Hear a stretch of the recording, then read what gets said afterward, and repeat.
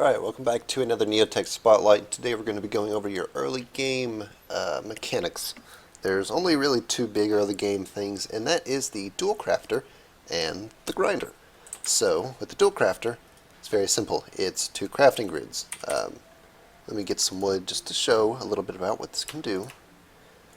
So say you're crafting here, you got some wood, and then you want to make a chest. Well, there you go. Now you have that. It does have persistent inventory, so you can leave, run around, come back, and ta-da, there it is. Now, the recipe is fairly simple. I will try to find it right here. It's just a shapeless recipe of two crafting tables and a chest.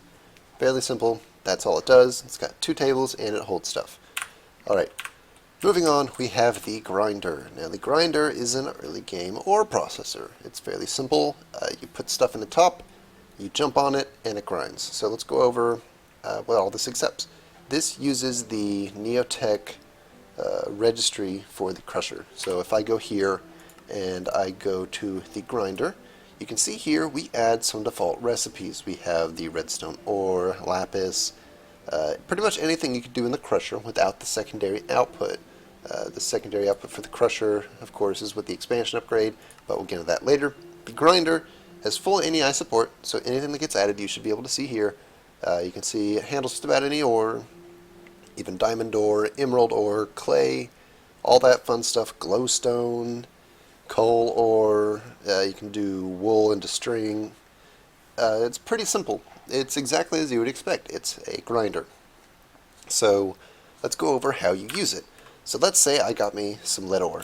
I just put it up here, and I can put multiple things in here. So just to demonstrate this, I'm going to put some lead in there.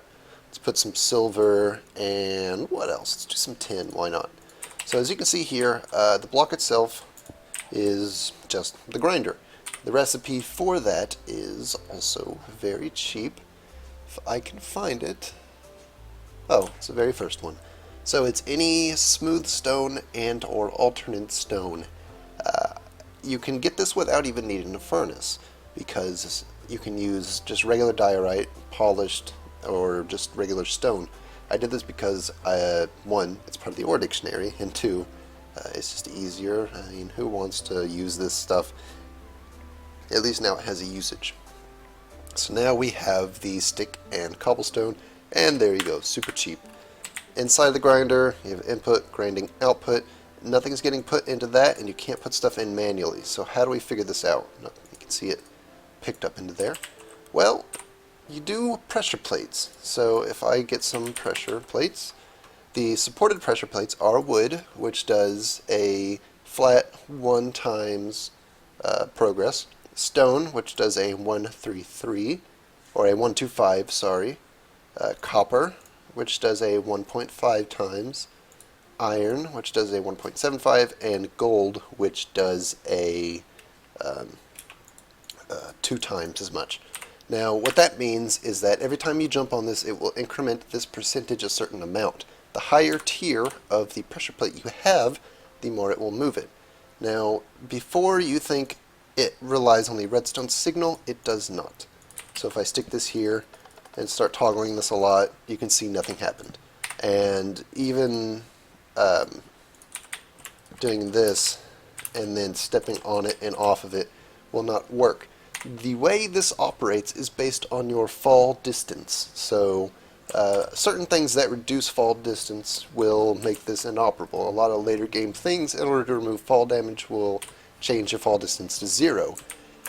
So how does this work? Well, you have to fall on it, or jump. So if I sit here and I jump, you can see this got pulled into the center, and it is now grinding. It is 26% of the way through.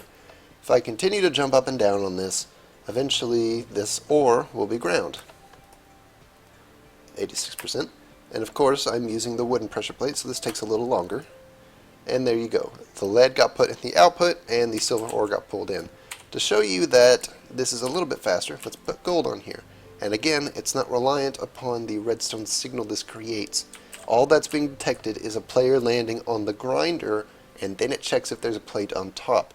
So you cannot cheat this with redstone. So here we go, we're at 20. One jump puts it at 33.3, and if we continue to jump up and down a little bit, that silver will get ground, and then our next jump, we'll pull the tin down to the middle and start grinding that. So if we finish this up, almost there, one more jump, and now we have all of these here, and I guess this carried over a little bit. So that brings up another point. If I were to put, let's say, 5 ore in here, the distance that you fall also depends on how much it grinds. So as you can see there, I was jumping a little bit and it moved it like 13%. If I were to go way up here and fall, which granted in survival I will not have the removal of fall damage, and as well as that, mods that remove fall damage will not work with this because you have to take damage with this to work. That's the whole point of the balancing. So now if I fall onto this, it should increment it by quite a bit if I hit it. So there we go, and you can see it ground up all 5 ore in one go. So if you want to fall the lethal amount, you can grind a lot. If you fall 22 blocks, you're going to die. So I would suggest just going up like 100, 200 blocks, you're going to die anyway, and fall down onto this guy, take the damage, die, but hey, you ground up a lot. So that's sort of the benefit drawback of this system. It's not the best, okay? It doesn't take fuel, which is fine. It's very manual. That's the whole point of this, is a very manual early game grinder. And ideally, you won't be using this long because you'll get into the machines. But there we go. There's the grinder.